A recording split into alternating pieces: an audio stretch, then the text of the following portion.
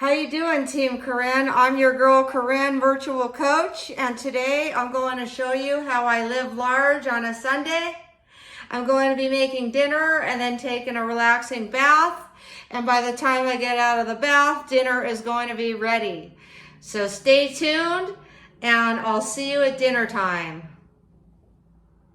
I'm going to preheat the oven to 425. I lined the aluminum pan with aluminum foil, and I'm going to pour a lot of water in there. I'm pouring purified water, about 3/4 of the way. I normally don't use any kind of powdered mixes. I use all natural ingredients, but today I'm going to use a jus.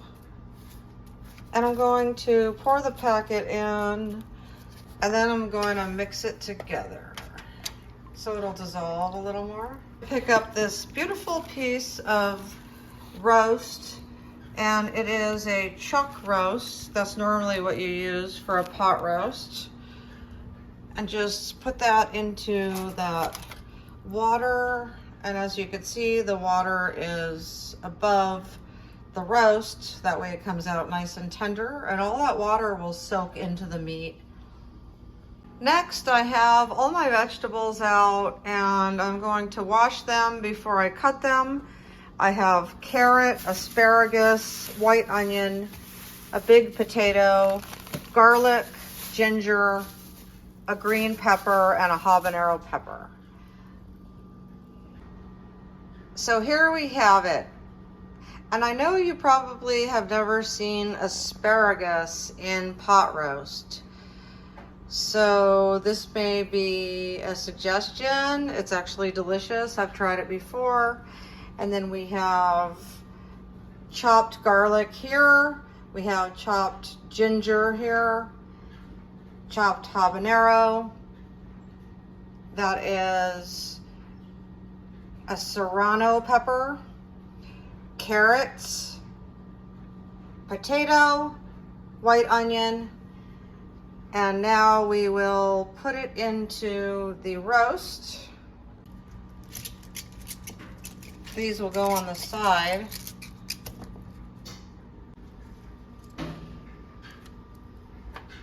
And then the potatoes. Anywhere where you could find on the sides there. Onion, you could set those right on top and they'll roast real nice. The carrots, basically anywhere that it'll fit. Now the garlic, just sprinkle it around. And the ginger, sprinkle it on. And now I don't want to touch those with my hand because I learned that the hard way once. So we have our habanero and our serrano.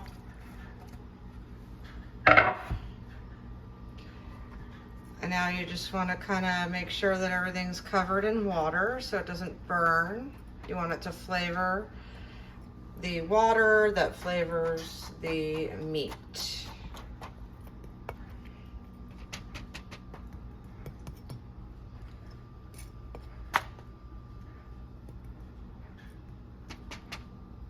Wonderful. Now, because I have the pot filled all the way to the top with water, I don't want to spill it while I'm putting it into the oven. So I'll get my lovely round pizza tray here, which is multi-use. It doesn't have to be used just for pizza, but it was one of the best things I've ever bought. And then I will gently lift this, trying not to spill any fluid, and it looks like I did, but that's okay because it's on the tray. And this is disposable, this tray here. So it doesn't matter if it gets all fried up. All right, now I'm going to put it into the oven.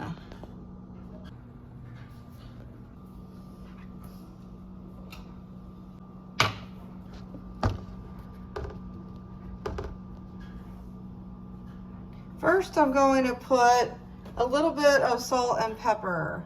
So I'm just going to evenly distribute the pepper there, and then evenly distribute the salt. About a teaspoon.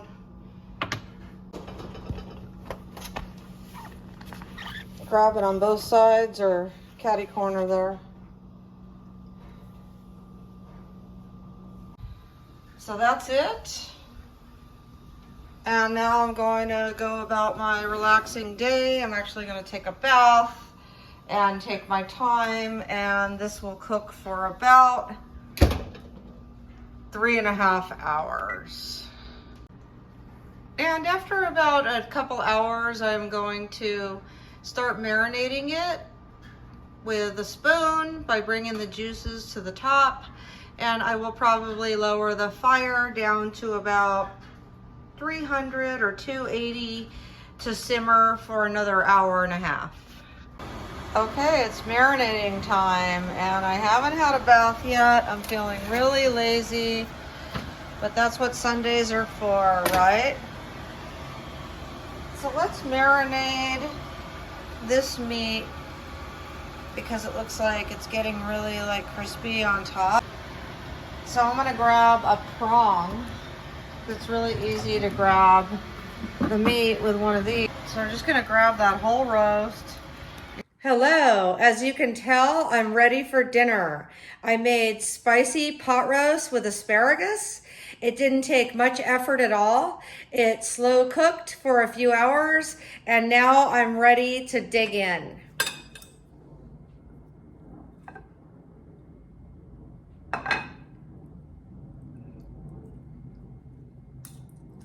Oh yeah, it's very tender.